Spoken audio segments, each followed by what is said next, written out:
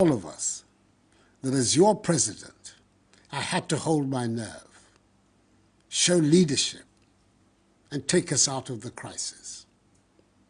With your help and support, and the great mercies of the Almighty, we can say that we emerged from the ravages of the pandemic with one of the lowest mortality rates globally. In fact, Ghana's handling of the pandemic won universal acclaim. We could all see in real time the devastation that was being wreaked on economies during the pandemic. But I doubt that anyone imagined the extent of the damage. Our economy here in Ghana, like many, many others around the globe, was thrown into turmoil. When I said, at the height of the COVID pandemic, that we knew what to do to bring the economy back to life, but not how to bring people back to life, it was not said in jest. We had done it before, and we were on course to doing it again. Ghana's economy grew by a remarkable 5.4% in 2021, signifying a strong recovery from the 0.5% growth recorded the previous year in 2020 due to the COVID-19 pandemic. In fact, in the last quarter of 2021, our economy grew at 7%, only for the Russian invasion of Ukraine in the first quarter of this year to aggravate the effects of COVID-19 and plunge the global economy to even greater turmoil from which it has not yet recovered. The whole world has been taken aback by the speed with which inflation has eaten away people's incomes. Economies, big and small, have experienced over this year alone the highest rise in cost of living over a generation, the highest rise in government borrowing in over 50 years, the highest rise in inflation for 40 years, the steepest depreciation in their currencies to the US dollar over the last 30 years, the fastest peak in interest rates for over 20 years, and the greatest threat of unemployment in peacetime, with over 100 million people being pushed into extreme poverty.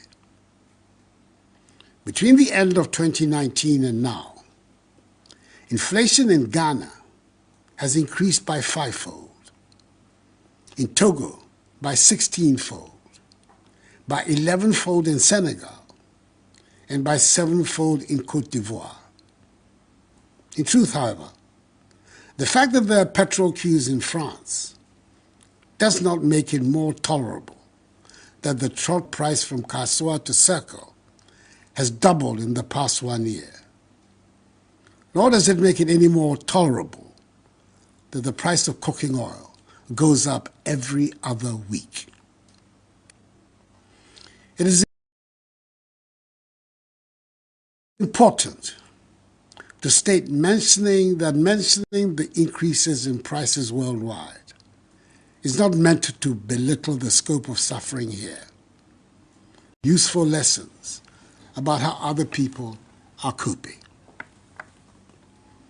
Fellow Ghanaians, this is why I'm back in your homes this evening, to ask for your support as we work together to get our economy back into good shape. In April, after the cabinet retreat of the first quarter, and recognizing the deteriorating macroeconomy, my government announced a 30% cut in budgeted discretionary expenditures and a 30% cut in salaries of the president, vice president, ministers, deputy ministers, MMDCs, and political office holders, amongst other measures. And since July, when the government took the difficult decision to go to the IMF to seek support, I've been speaking publicly at different fora on the subject of the economic difficulties we face, especially during my recent tours, so far, of 9 regions, and interacting directly with you, the Ghanaian people.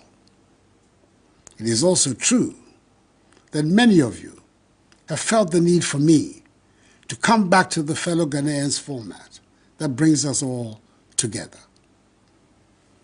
For us in Ghana, our reality is that our economy is in great difficulty. The budget drawn for the 2022 fiscal year, that is this year, has been thrown out of gear, disrupting our balance of payments and debt sustainability, and further exposing the structural weaknesses of our economy. We are in a crisis. I do not exaggerate when I say so. I cannot find an example in history when so many malevolent forces have come together at the same time.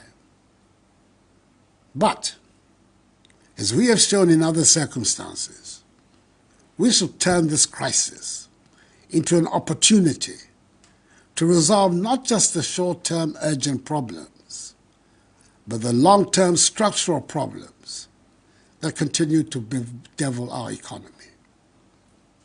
I urge us all to see the decision to go to the International Monetary Fund in this light.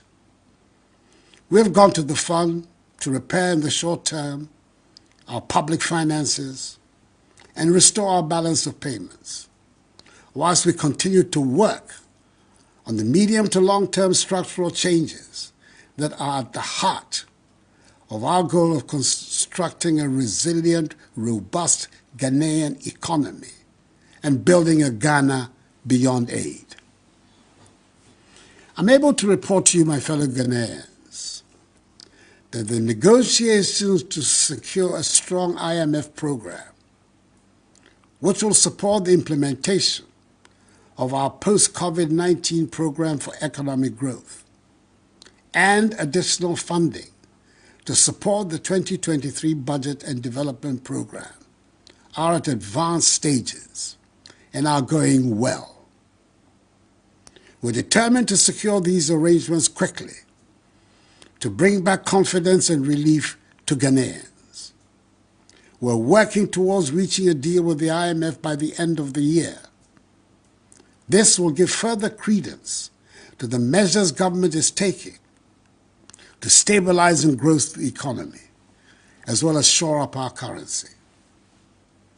I know that the increasing cost of living is one concern for all of us. It is driven by fast escalating fuel prices at the pumps, which is caused by high crude oil prices on the world market and our depreciated currency. I know that this is putting intolerable pressure on businesses. I know that people are being driven to make choices they should not have to make. And I know that it has led to the devaluation of capital of traders and painfully accumulated savings. Government is working to secure reliable and regular source and market. It is expected that this arrangement, when successful, coupled with a stable currency, will halt the escalation of fuel prices and bring relief to us all. I hear from the market queens also that another factor fueling the high prices is the high margins that some traders are slapping on goods for fear of future higher costs. I say to our traders, we are all in this together. Please, let us be measured in the margins we seek. I have great respect and admiration for the ingenuity and hard work of our traders, especially those that take on the distribution of foodstuffs around the country. And I would hesitate to join in calling them names. I do make a heartfelt appeal that we all keep an eye out for the greater good and not try to make the utmost profits out of the current difficulties. In language that every market woman and indeed every trader in our country understands, let me say that the basic problem we face is that we're not making as much money as we need to spend. And what little money we do make is going to pay for the debts we have contracted to fund the development projects we must have. Not enough of us are paying our taxes. Not enough of us are producing to generate the revenues that we need. Nevertheless, my ambitions for Ghana remain high. All our children should be educated and trained with skills that will enable us to be competitive in the world. We need to close rapidly the infrastructure gap. We need to build a world-class healthcare system. And we need to build confidence in ourselves to make ours the happy and prosperous place it deserves to be. I believe we can and we will find the means to achieve these goals, even if the immediate measures we have to take are painful. At the just-ended cabinet retreat at Peduasi Lodge, my government agreed on the framework for the post-COVID-19 program for economic growth and the IMF's in value terms by 2028, with the servicing of our external debt pegged at not more than 18% of our annual revenue also by 2028. We're committed to improving the revenue collection effort from the current tax revenue to GDP ratio of 13% to between 18 and 20% to be competitive with our peers in the West African region. The Ghana Revenue Authority is rolling out an extensive set of measures to support the enhanced revenue mobilization. All of us must do our patriotic duty and support the GRA in this exercise. We're aiming to restore and sustain macroeconomic stability within the next 3 to 6 years, with a focus on ensuring debt sustainability, inclusive growth, while protecting. We've decided to review the reforms in the energy sector, the capping of statutory funds, implementation of the Exemptions Act, and a new property rate regime. We've also decided to continue with the policy of 30% cut in the salaries of political office holders, including the President, the Vice President, ministers. Continue with a 30% cut in discretionary expenditures of ministries, departments, and agencies. My fellow Ghanaians, the success of our efforts at diversifying the structure of the Ghanaian economy from an import-based one to a value-added exporting one is what will, in the long term, help strengthen our economy. We're making some progress with the 1D1F, but our current situation requires that we take some more stringent measures to discourage the importation of goods that we can and do produce here.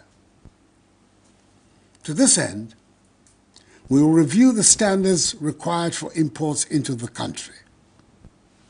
We will prioritize the imports, as well as review the management of our foreign exchange reserves in relation to imports of products such as rice, poultry, vegetable oil, toothpicks, pasta, fruit juice, bottled water, and ceramic tiles, and others, which with intensified government support and that of the banking sector, can be manufactured and produced in sufficient quantities in Ghana.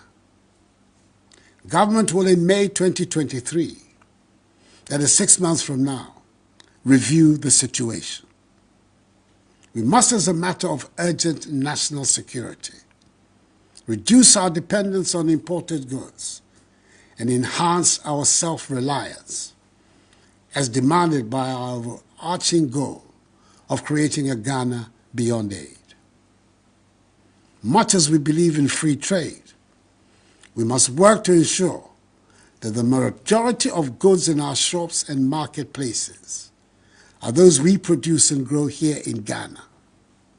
That is why we have to support our farmers and domestic industries, including those created under the 1D1F initiative, to help reduce our dependence on imports and allow us the opportunity to export more and more of our products and guarantee a stable currency that will present a high level of predictability for citizens and the business community.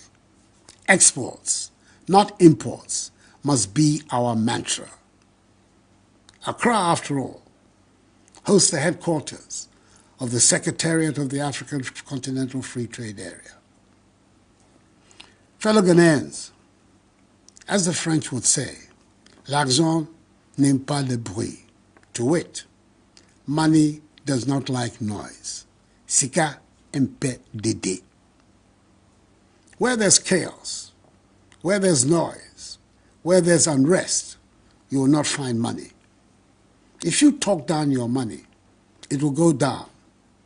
If you allow an unidentifiable person to talk down your money, it will go down.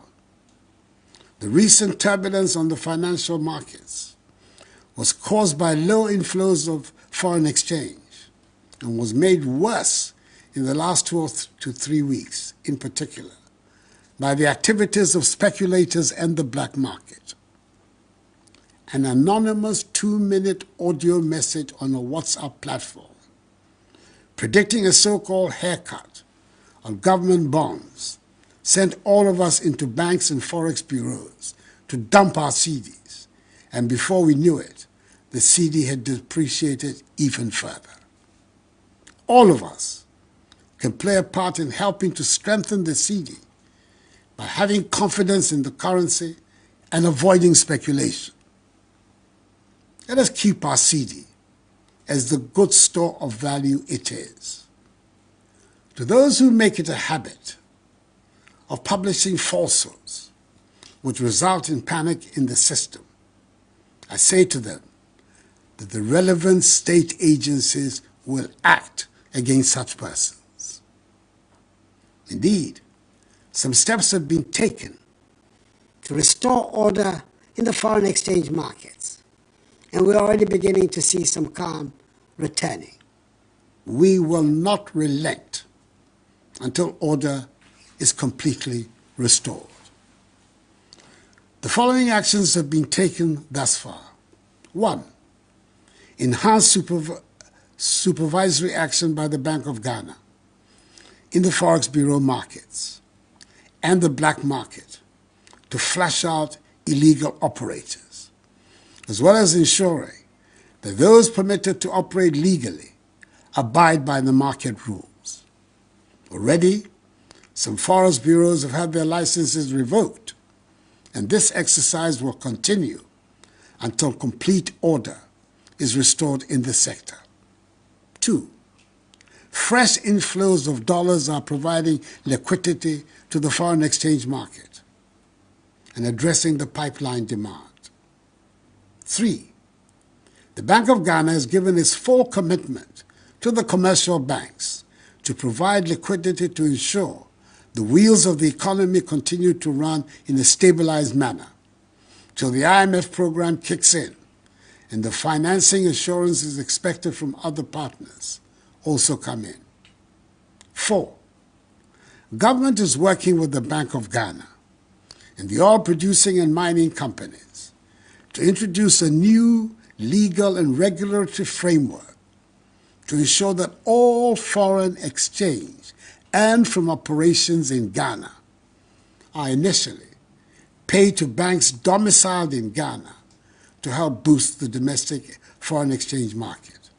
And 5, the Bank of Ghana will continue and enhance its gold purchase program. I'm confident that these immediate measures, designed to change the structure of our balance of payment flows, sanitize the foreign exchange market to ensure that the banks and Forex Bureau operate along international best practices, together with strengthened supervision, will go a long way to sanitize our foreign exchange market and make it more resilient against external vulnerabilities going forward. Over the course of this week, I've had several fruitful engagements with the Trades Union Congress and Organized Labor, the Ghana Employers Association, the Association of Ghana Industries, the Association of Banks, the Private Enterprise Federation, the Association of Forex Bureau Operators, the Association of Market Queens and Women, all of whom represent important stakeholders of the Ghanaian economy. They expressed their concerns and proposed solutions on how best to solve our problems. That no individual or institutional investor, including pension funds, in government treasury bills or instruments, will lose their money as a result of our ongoing IMF negotiations. There will be no haircuts. So I urge all of you to ignore the false rumors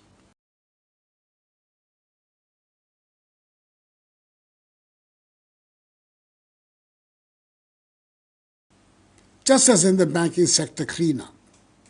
Government ensured that the 4.6 million depositors affected by the exercise did not lose their deposits. And minim sɛ asnat asetena mu ayɛ nanso mo bi ampa aba mo kɔsɛ nya gidie wɔ aban no mu ehyehyɛ a etumi ma free SHS any one district one factory eba mu no ehyehyɛ a ɛboa ma yɛtumi pam corona yare no free ɔman no mu saa nso na maban ɛtoto nneɛma yie saa mmerɛ ɛma ahotɔ aba ɔman mu na minim sɛ gidie no ɛwɔ me mu no ɛkyerɛ sɛ ɛko no ɛyɛ Onyankopɔn ne ko ayɛmɛ laka ni bi ewa si nyeka hyegbe ye nye ya no ni nye na himo ke yeli ake gbejiano to ni hani free SHS bamiye gbejiano to ni hani this one district one factory bamiye gbejiano to ni hani wonye wo hwe corona hela keshi wo mana miye na kano ni miamlalo bato gbejiano to koni hijole abami ejake miye hemo ke yeli ake ta nyumotani. My government has always been cognizant of the importance of implementing policies and social interventions to relieve Ghanaians of hardships. It is for this reason that over the first 5 years in office, the government reduced electricity tariffs cumulatively by 10.9%. We provided free water and electricity, as well as reduced tariffs for the entire population during a whole year of the COVID-19 pandemic. We increased the share of the District Assembly's Common Fund to persons with disabilities by 50%. We exempted Kayaye from market tolls. We expanded the LEAP by 150,000 beneficiaries. We expanded school feeding from 1.6 million children to 2.1 million children. We restored teacher and nursing training allowances. We absorbed the cost of BC and WACC exam registrations for parents. No guarantor is now required to obtain student loans. The Ghana card is sufficient. And we have implemented free TVET, as well as free senior high school education. It is obvious, fellow Ghanaians, that you have a government that cares. We're determined to restore stability to the economy and provide relief. All of us are in this together. And asking for your support from the throes of this economic crisis. Let us unite and rally around our republic, its institutions and its